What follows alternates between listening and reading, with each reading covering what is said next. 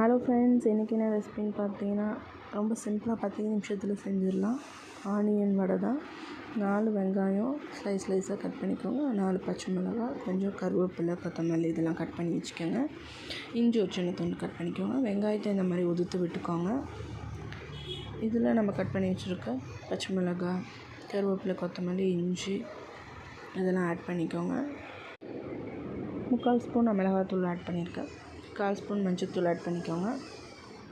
சோம்பு 1/2 ஸ்பூன், தேவையான உப்பு, இதெல்லாம் நல்லா மிக்ஸ் பண்ணிக்கோங்க. கடைசியாக கொஞ்சம் பெருங்காயத்தூள் ஆட் பண்ணியிருக்கேன். ஒரு 10 நிமிஷம் ரெஸ்ட்டு விட்டுக்கோங்க. இந்த கேப்பில் கடாயில் எண்ணெய் ஊற்றி நல்லா சூடு பண்ணிக்கோங்க. 10 நிமிஷம் கழித்து ஓப்பன் பண்ணி பார்த்திங்கன்னா நல்லா தண்ணி விட்டுருக்கும் வெங்காயம்.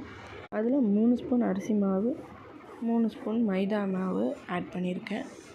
உங்களுக்கு தேவைப்பட்டால் இன்னும் 1 ஸ்பூன் எக்ஸ்ட்ரா கூட நீங்கள் மைதா ஆட் பண்ணிக்கலாம். நல்லா பிசைஞ்சு வடை மாவு பதத்துக்கு வச்சுக்கோங்க. கையில் நெய் இல்லை எண்ணெய் தடவிக்கிட்டு சூடான எண்ணெயில் குட்டி குட்டியாக சின்ன சின்ன வடையை தட்டி போட்டு பொரித்து எடுத்துக்கோங்க.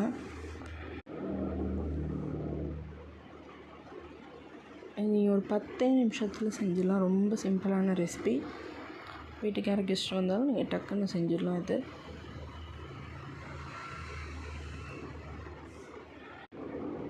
நல்லா மீடியம் ஃப்ளேமில் வச்சு நல்லா வேக வச்சு எடுத்துக்கோங்க.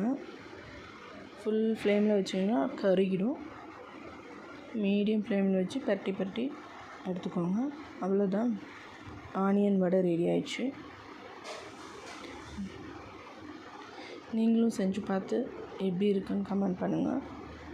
எங்கள் வீட்டில் எல்லோரும் சாப்பிட்டு நல்லா இருக்குன்னு சொன்னாங்க. தேங்க்ஸ் ஃபார் வாட்சிங். Bye.